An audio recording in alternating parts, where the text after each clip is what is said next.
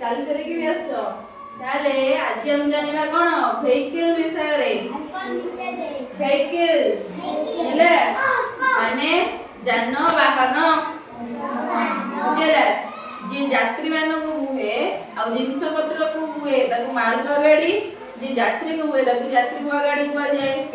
ଜାଣିଛ ହେଲା। ତାହେଲେ ଆଜି ଜାଣିବା ଡିଫରେଣ୍ଟ ଟାଇପ୍ସ ଅଫ ଭେହିକିଲ, ମାନେ ବିଭିନ୍ନ ପ୍ରକାରର ଯାନବାହନ ବିଷୟରେ ଆମେ କିଛି ଜାଣିବା।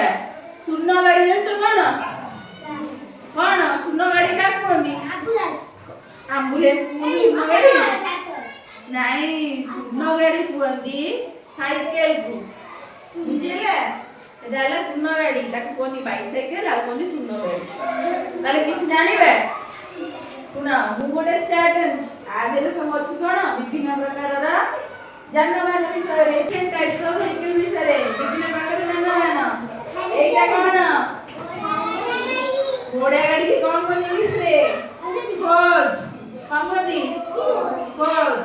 ଏଇଟା କଣ? ଶୂନ ଗାଡି ମାନେ ସାଇକେଲ, ଆକୁ ଇଂଲିଶରେ କଣ କୁହନ୍ତି? ଏଇଟା କଣ? ରିକ୍ସା, ଆକୁ ଇଂଲିଶରେ କୁହନ୍ତି ସେଇ ରିକ୍ସା। ଏଇଟା କଣ? ବୋଟ୍, ଆକୁ ଓଡ଼ିଆରେ କୁହନ୍ତି ଡଙ୍ଗା। କୋଉଠି ଚାଲେ ଏଇଟା? Very good. ଏଇଟା କଣ? ହଁ, ଏଇଟା ହେଲା ଦୁଇ ଚକିଆ ସ୍କୁଟର। ତାହେଲେ ସ୍କୁଟର ଉପରେ ବସିଛ? ଏଇଟା କଣ? ଅଟୋ, ଆକୁ କୁହନ୍ତି ଇଂଲିଶରେ ଅଟୋ ରିକ୍ସା ହେଲା। ଏଇଟା କଣ? କାର, ବୁଝିପାରିଲ? ଏଇଟା କଣ? ଆମ୍ବୁଲାନ୍ସ। ଆମ୍ବୁଲାନ୍ସ, ଏଇଟା କଣ ପାଇଁ ବ୍ୟବହାର ହୁଏ? ରୋଗୀମାନଙ୍କ ପାଇଁ। ଏଇଟା କଣ? ଟ୍ରାକ୍ଟର, କୋଉଠି ଚାଲେ? ଚାଷ ପାଇଁ ଟ୍ରାକ୍ଟର ବ୍ୟବହାର ହୁଏ। ବୁଝିଲା? ଏଇଟା କଣ? ବସିଛ? ହଉ, ଏଇଟା କଣ? ଦମକଳ ଗାଡି, ଆକୁ ଇଂଲିଶରେ କଣ କୁହନ୍ତି? Fire engine. କଣ ପାଇଁ ବ୍ୟବହାର ହୁଏ ଗାଡି? ନିଆଁ ଲାଗିଗଲେ ଲିଭାଇବା ପାଇଁ। ଏଇଟା କଣ? ରେଳ ଗାଡି। ଯେତେକ ଗାଡି ଦେଖୁଛ ସବୁଠୁ ଲମ୍ବା ଗାଡି ହେଲା ରେଳ ଗାଡି।